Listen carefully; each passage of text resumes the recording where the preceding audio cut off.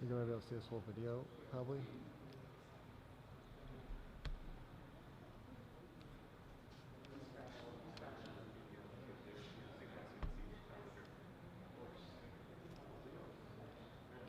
Are they going to drop those lights?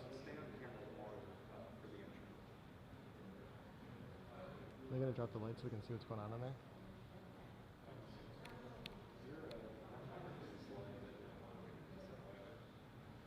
Okay.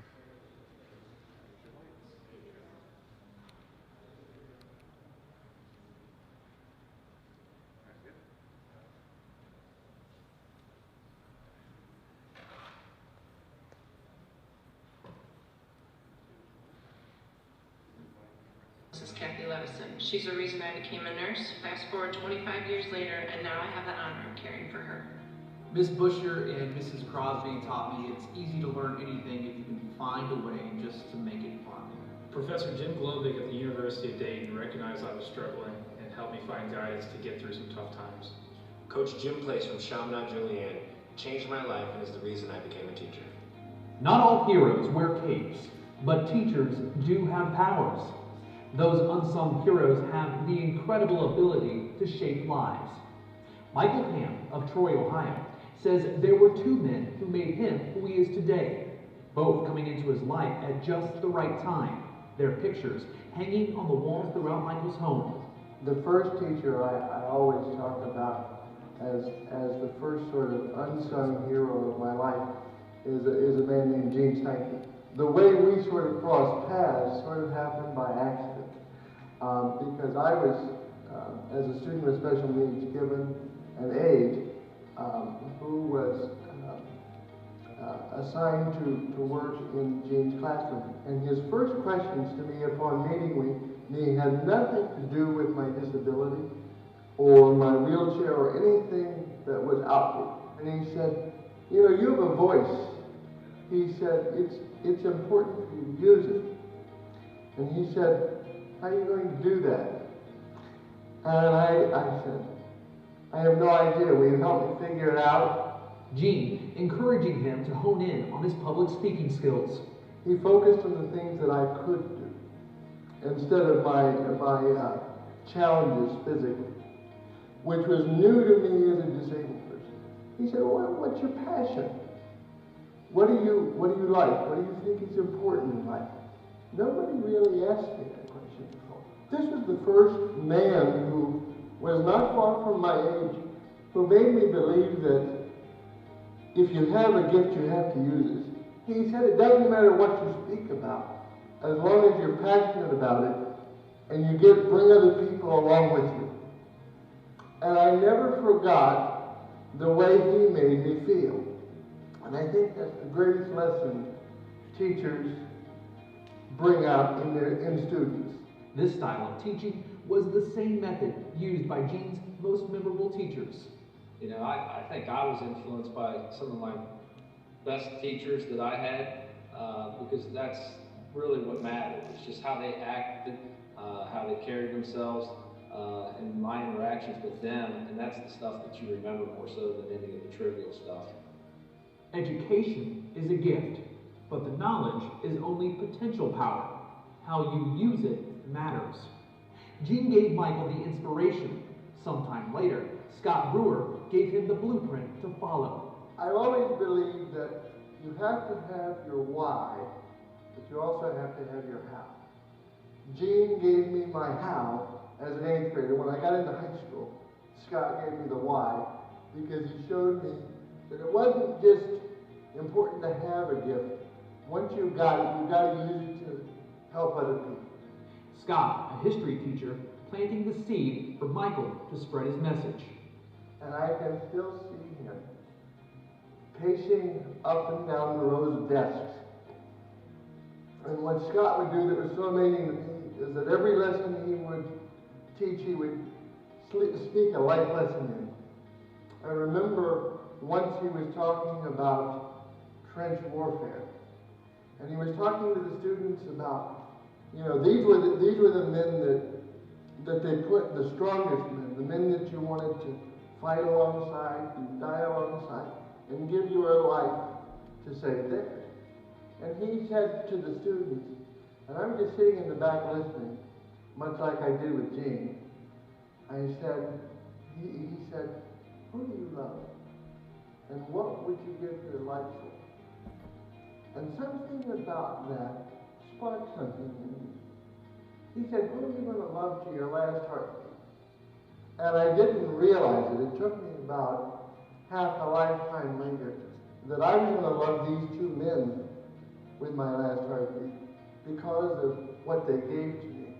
And that's why I call the title of the piece that is really the center of my message, the Unsung Heroes, because I felt that society places the wrong emphasis on the type of hero. Because there is no greater hero in my mind than a teacher, because they empower you to do things beyond yourself. The hand he was dealt, most people would have folded a long time ago, and no, he's playing it to the very end, and he's gonna really have an impact on people, on my life, on a lot of people's lives now and well into the future.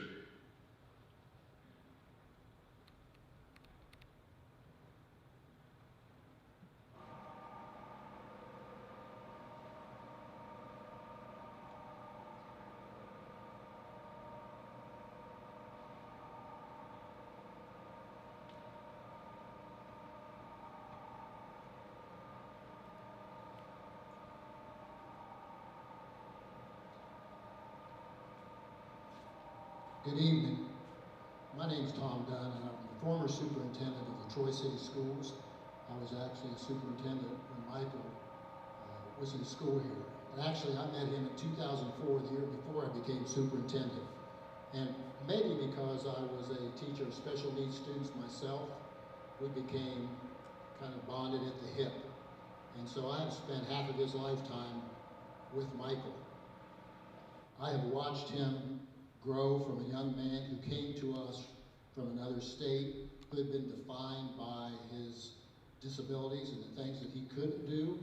And I watched, primarily because a group of teachers here at Troy Junior High and Troy High School decided to take a different track with him and talk to him about the things that he was capable of doing. And while the two gentlemen that you just saw in the video are going to get a lion's share of the praise, and they should, I think they would also say there has been two entire staffs at the junior high and the high school who played a major role in allowing Michael to develop into the young man that he has become.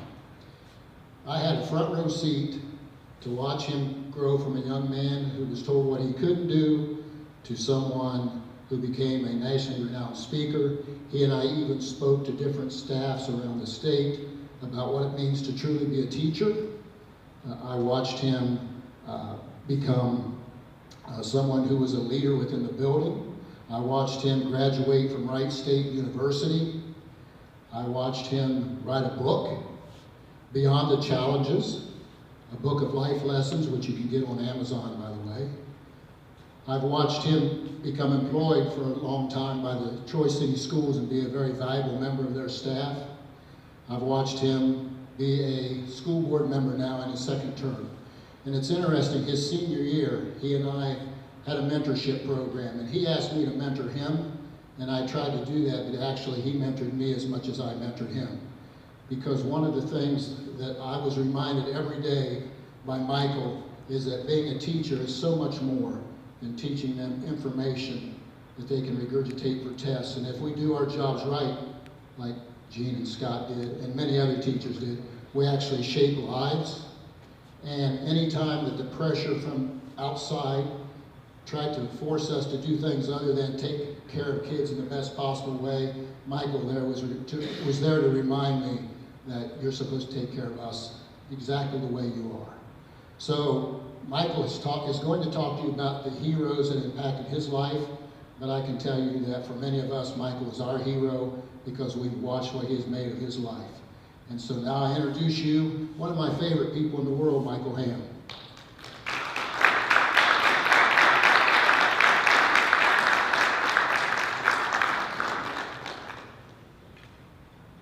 Thank you, Mr.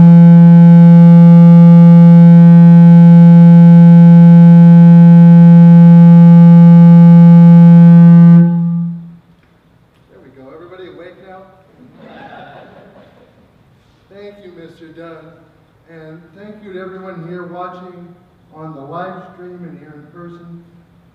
You know, this year marks 30 years since the passage of the Americans with Disabilities Act. Not only did this groundbreaking piece of legislation grant every person with disabilities the right to live as full, productive members of society, but it also gave young people with disabilities the most fundamental gift we can give our young people, and that is the right to a free education outside the confines of an institution. I often think about the fact that my own scholastic career began 3 years after the ADA was enacted. This pivotal period in the history of our nation and the story of my own life allowed me to see a paradigm shift, not only in the attitudes of how we treat the disabled, but moreover, how they are educated.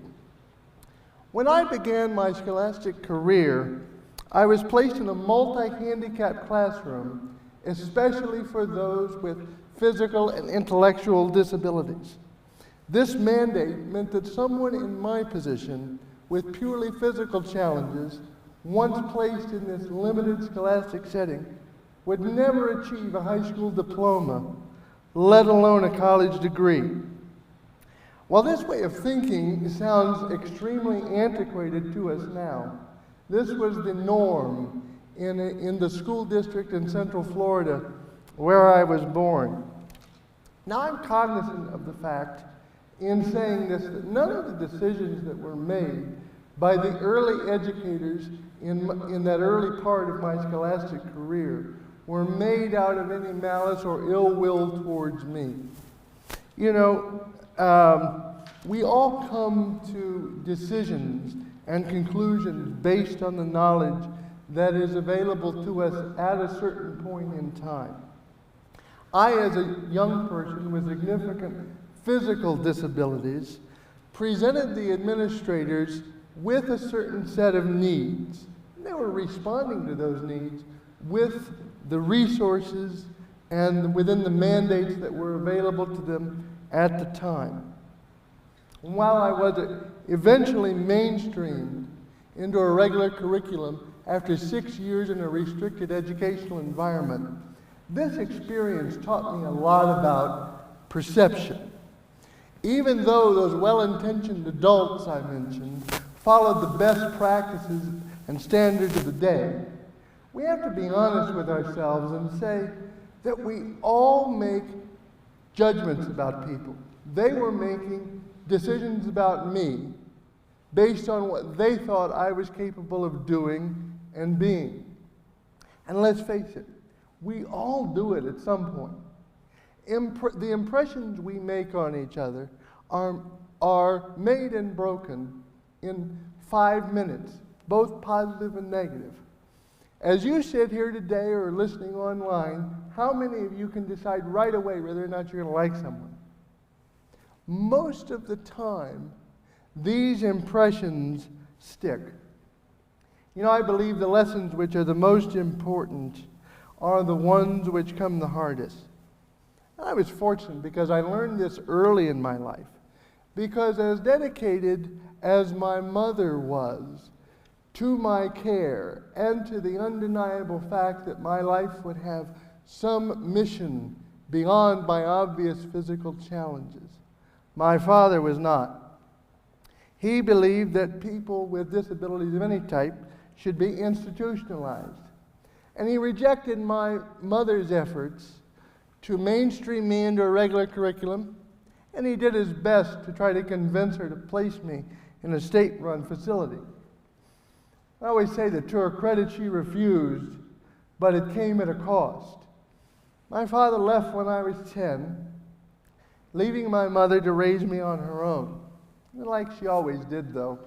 My mother turned that negative into a positive. We moved to Troy, Ohio when I was 14 years old to be closer to my maternal grandfather, who up to that point had been the only real positive male role model in my life. But what that move did was it set me on a path that introduced me to my two heroes. You know, I was just at the beginning of my 8th grade year when we moved to Troy, and I met a man named Chris Carnum. Chris was assigned to be my aide that year. He had the responsibility not only of seeing to my personal care, but he also had to make sure that I was in the right place at the right time. And as I reflect on this story that I'm sharing with you, I realize that the fact that you're even listening to this presentation at all is entirely Chris's fault.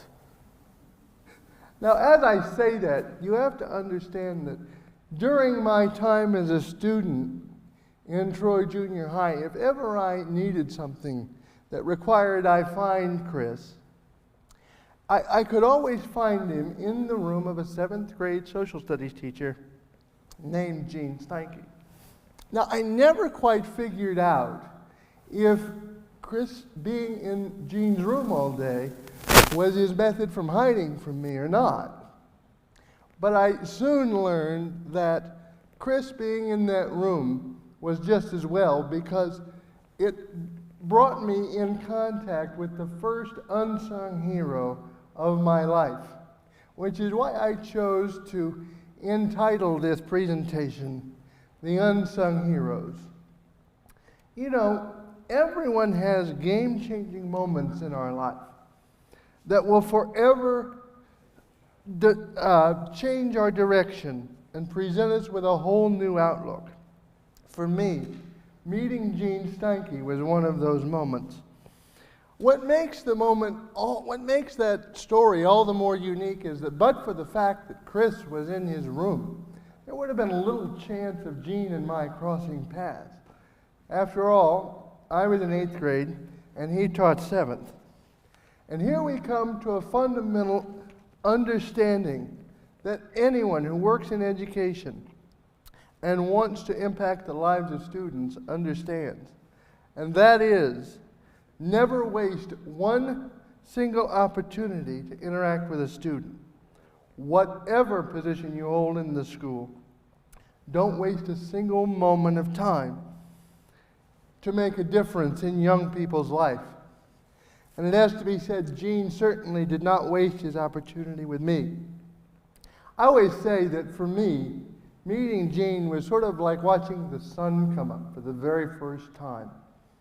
You get excited, but you can't exactly pinpoint why. You know, Gene was early in his teaching career when I arrived in Troy, and he brought an enthusiasm and a fire to everything he did, which as a 14-year-old, I found infectious. His only goal was to positively impact the life of every student that entered into his classroom. You know, this was made evident through his earliest conversations with me, which, unlike a lot of the teachers in my previous district, had less to do with my physical challenges and that which I couldn't do. My conversations with Gene centered around that which I enjoyed, the abilities I had, and how I could use them to be successful. In other words, the things I could do.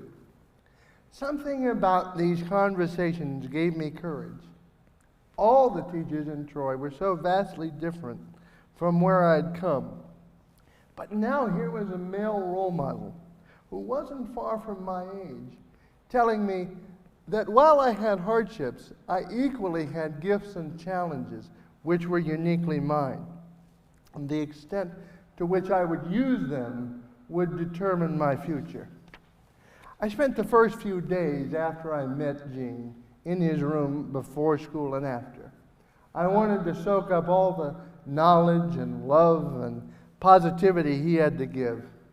And it never failed that during the course of our conversations, which I treasured, a smile as big as the one from a Cheshire cat would split Gene's face. And as they did, I would often call to mind something that my grandfather said to me, and that was to find the mirrors in your life.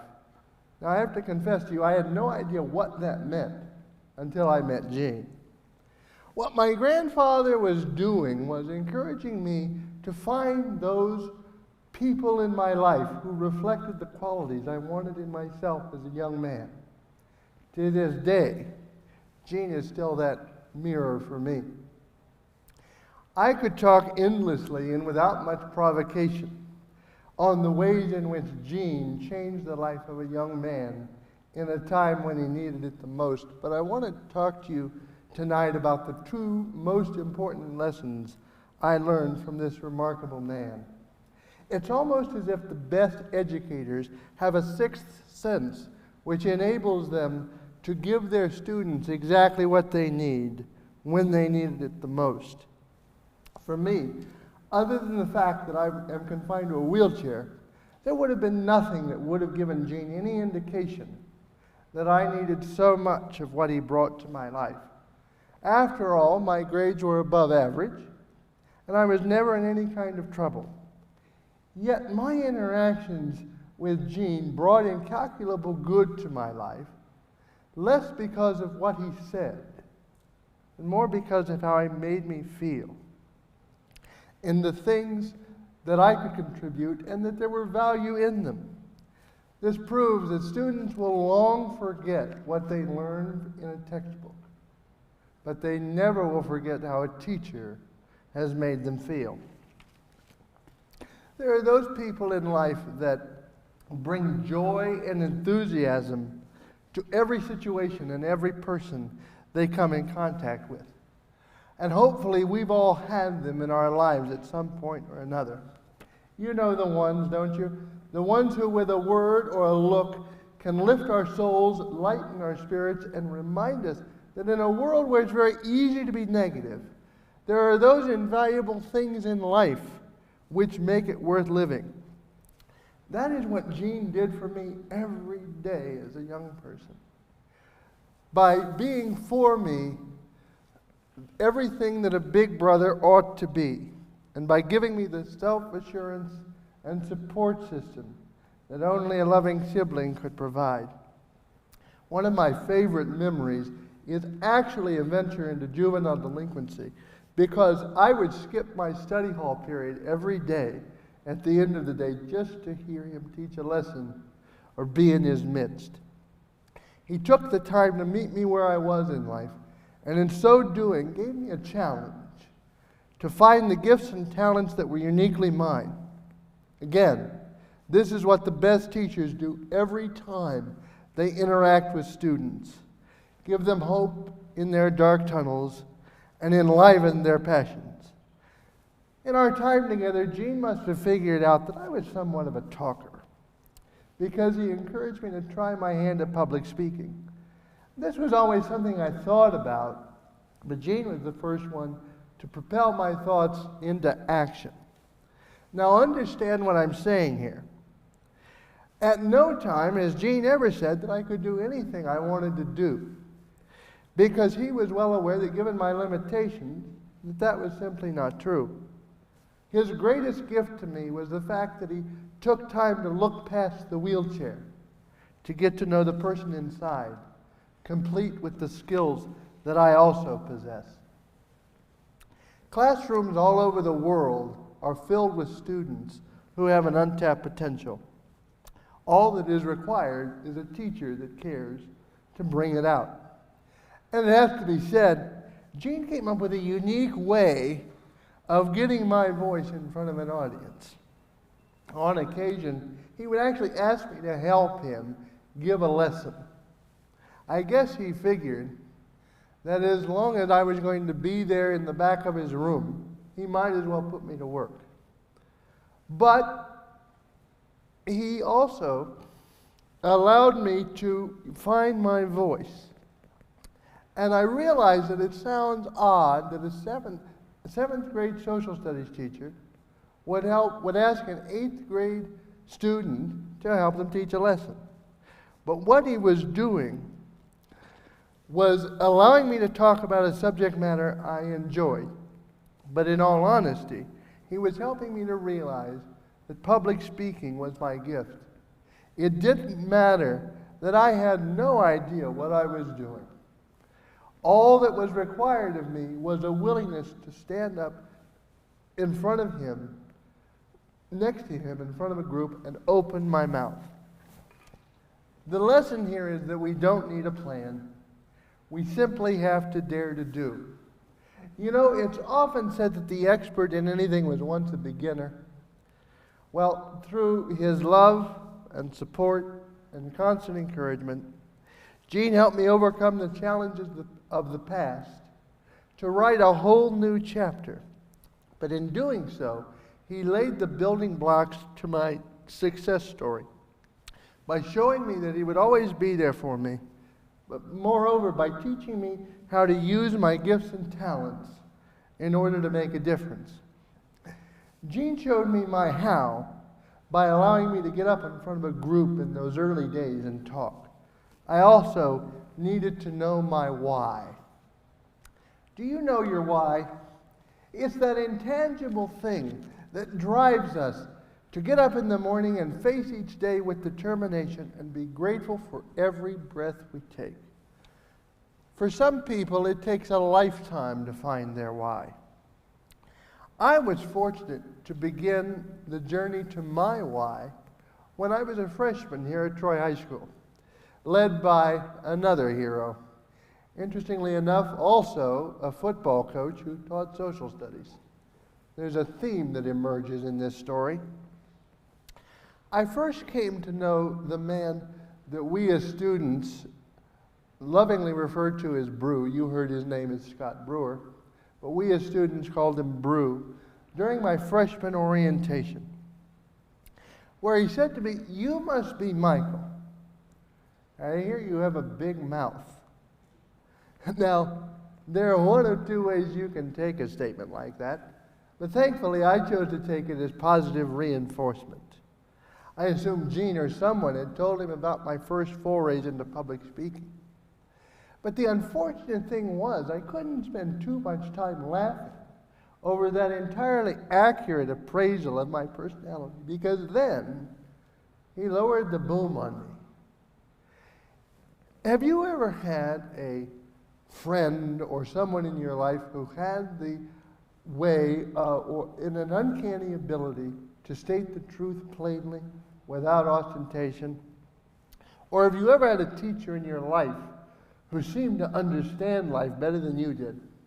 Well, pay close attention, because I was about to hear one of the first of many Brewisms that would shape who I am. He then asked me, he said, "How are you going to use your mouth to help other people?" And I want to tell you, it was a good thing I was seated already, because a question like that can knock someone flat. Because so much time and energy had been expended by my mother, doctors, physical therapists, and a whole host of other well-meaning professionals tasked with the responsibility of making sure that I had all the help that I needed. Now here was someone who was challenging me to use my newfound gift of gab to help other people. In that moment, I found my why, to use those gifts and talents to better my corner of the world. Again, I had absolutely no idea how I was going to do this, but I knew I had to. And I knew that I was looking at someone who could help me figure it out. Let me assure you, Brew gave me more of an education than I could have ever asked for. Almost as if history repeated itself, Brew was in his first year teaching here at Troy High School when I met him, and he was in need of a student aid. And thankfully, he chose me, because like Gene before him, I wanted to spend every moment I could with him.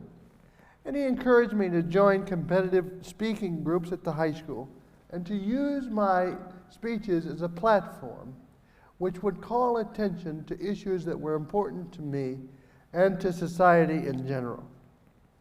Not only did he encourage me to use my big mouth, but he also inspired me to use it as a force of good.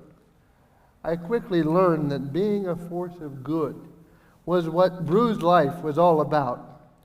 I have never seen anyone who puts more heart into everything he does. There's a part in the video you hear that rings true And I can still see him in his early years teaching in Troy High School. He's one of those rare teachers that doesn't just teach social studies or a certain subject matter, but he makes it come alive. And when you least expect it, he sneaks a life lesson in. It was at these moments that I would sit in the back of the room and try to freeze time in my memory as not to miss a single word. And I would hear him say things like, "There's no such thing as a free lunch in this life. So when you get something that's good, don't keep it for yourself. Give it back." He would also say that life isn't about the degree of influence we have, the job we hold, or how much money we possess, but the extent to which we're willing to love unto our last heartbeat and do good for people when no one sees it. Looking back, these are very heavy concepts for students in high school, but Brew was one of those teachers that put his words into action. He was always there when his students needed him, with an ear to listen, an encouraging word, or a joke or a story that drew almost instantaneous laughter. And for his student aide with the big mouth, he went the extra mile. After I joined 2 competitive speaking groups at Troy High School, Brew was always on hand to be a captive audience when I needed to practice a speech. As a matter of fact, I think this is the only speech that I've ever done that I've not practiced in front of he or Jean. So I'll find out at the end what they think of it. But Brew never shied away from giving me an honest opinion of the speeches that I would give. I remember once that I had spent entirely too much time looking at the manuscript of a very carefully crafted speech. I thought it was pretty good. But Brew promptly stopped me and he said, "If you can't say what you believe from the heart, then shut up." It's a nice, gentle little saying, but it's without doubt my favorite Brewism. Because in that one sentence, Scott was giving me the greatest philosophy of life. That is to speak plainly, but speak from the heart. Because when you speak from the heart, people glimpse your character and they get to know you as you truly are. And today, when I give speeches at school districts or other places, or even talk to anybody, I call to mind these words. Because you know, to me, what Scott was doing was a lot more than just sharing his time and advice with me. What he was doing was giving me a blueprint for living, which guides who I am today. You know, when you think about it, no contractor would ever build anything without a guide or a blueprint as to how something is to be constructed. And our characters are formed in much the same way. Teachers are the main architects of who their students will become for a lifetime. You see, effective teachers don't just stand in front of a classroom and lecture on endlessly about facts and figures. They leave their fingerprint on the fabric of eternity by giving of their time to make their students better people. This is what Scott Brewer did for me that every day I was a student at Troy High School. My speeches did earn many accolades, one of them even garnering a national award. You know, I know that high school is a time of memories that last forever. And don't get me wrong, I've had my fair share, but I think about a quote that I heard once, is that no learning can take place without relationships. Well, the greatest gift I took from my time as a student at Troy High School is my relationship with the man who taught me what it meant to be a truly good person. And in so doing, proving to me that life is all about the heart you're willing to put into it. In thinking about the roles that Jean and Scott played at pivotal moments in my life, we glimpse the reasons why teachers will tell you that they entered the profession in the first place, to make a difference. It seems that today educators of any type are only discussed in terms of the growth that they bring to a student academically. While that's certainly important, to define their roles in such limited terms is far too confining because they do so much more than that. Yes, both Gene and Scott did prepare me to be academically successful, but to characterize their work with me in just that regard would be a disservice to the wonderful job they did for me. I like to think of the two men who could always be counted on to tie my tie before a public speaking competition because I wasn't able to do it myself, and how despite having the awesome demands of being fathers, husbands, coaches, and teachers presented, they were always there, they were always present to help me celebrate my victories, endure my challenges, and true to form, teach me one last lesson long after I had been graduated from college and the textbooks from Troy Junior High School and Troy High School had long been closed. If my mother had one concern for me after raising me on her own, it was that if something were to happen to me, I would be on my own. She needn't to have worried, because when the time came, the man who I couldn't have been more proud to be his twin in the 8th grade, and the man she said was the answer to her prayer, Scott and Gene respectively, were on hand to teach me one last lesson, this time about family. When my mother passed away, Gene and Scott's mothers took on that surrogate role for me. And the same qualities I've always admired in Gene and Scott are manifest in their mothers.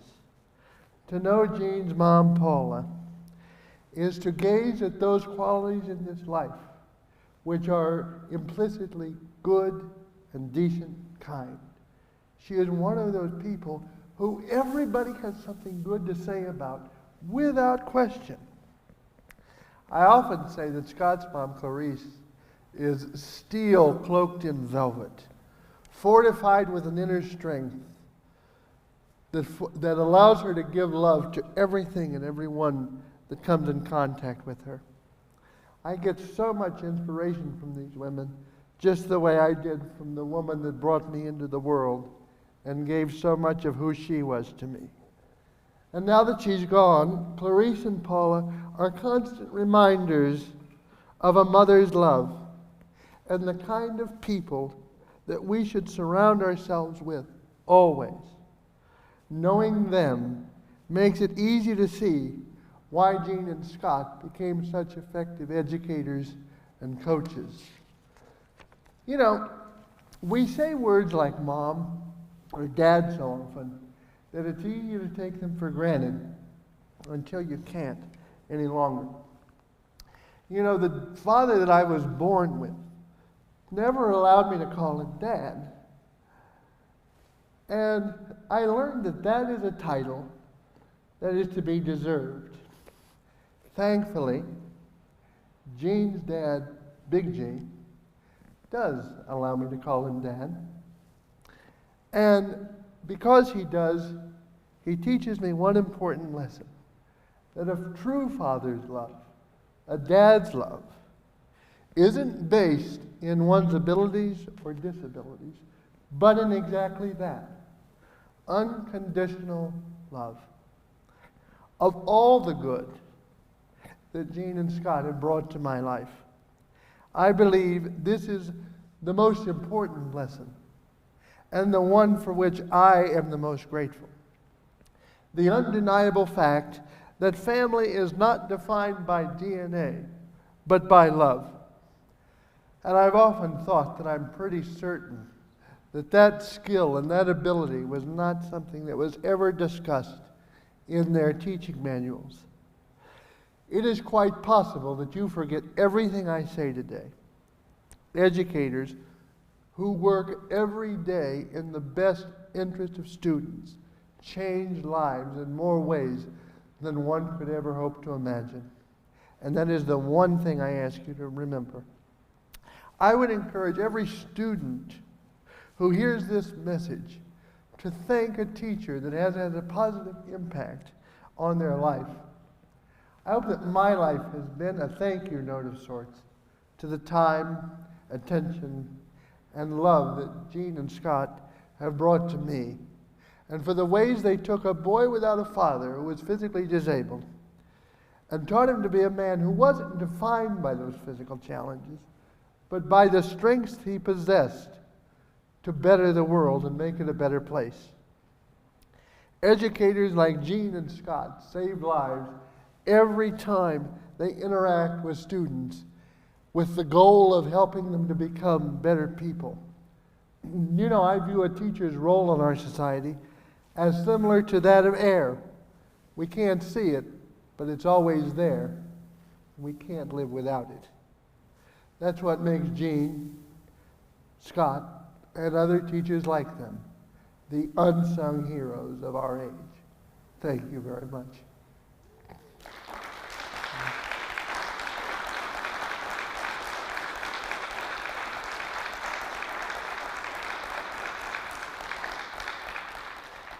Now, Mr. Dunn was supposed to tell you all that we were going to open the floor to some questions. And I am getting paid to do this by the question. So we're going to open the floor now. And Jeff, it looks like you have a question. All right, Mike, you've overcome many hurdles in your life, bud. That's for sure. Today, teachers face a huge hurdle in COVID-19. What's the one piece of advice you give every teacher in the United States today to get over that hurdle? To remember what I had talked about before. That it's not about the facts and the figures that a teacher presents a student with, but it's about the time that they're willing to put in. You know, Tom Dunn, as he was introducing me, talked about the ways in which, or how I graduated from Wright State. And while that might not sound like a very great accomplishment now, because thankfully college is becoming more and more accessible, for someone in my position 30 years ago, nobody ever thought that I would graduate college.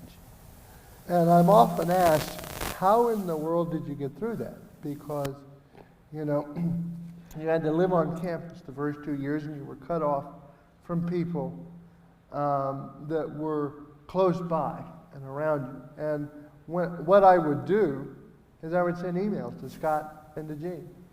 And I kept their pictures in my dorm room so that I had a visible reminder that even though we weren't physically present with one another, they were still giving me their support. And so when things got really rough, I would email them or call them, and I would say, you know, this is what's going on, help me out. So I think now more than ever, teachers have to be creative.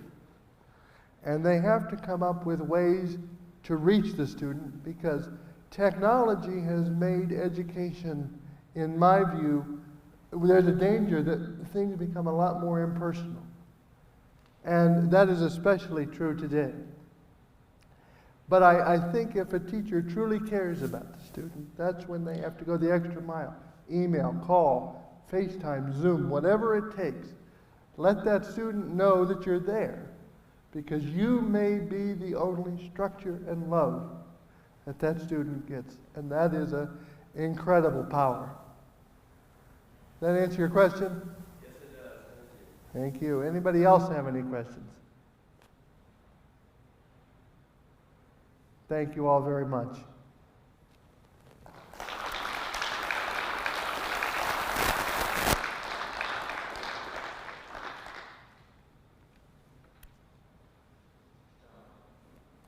Thank you.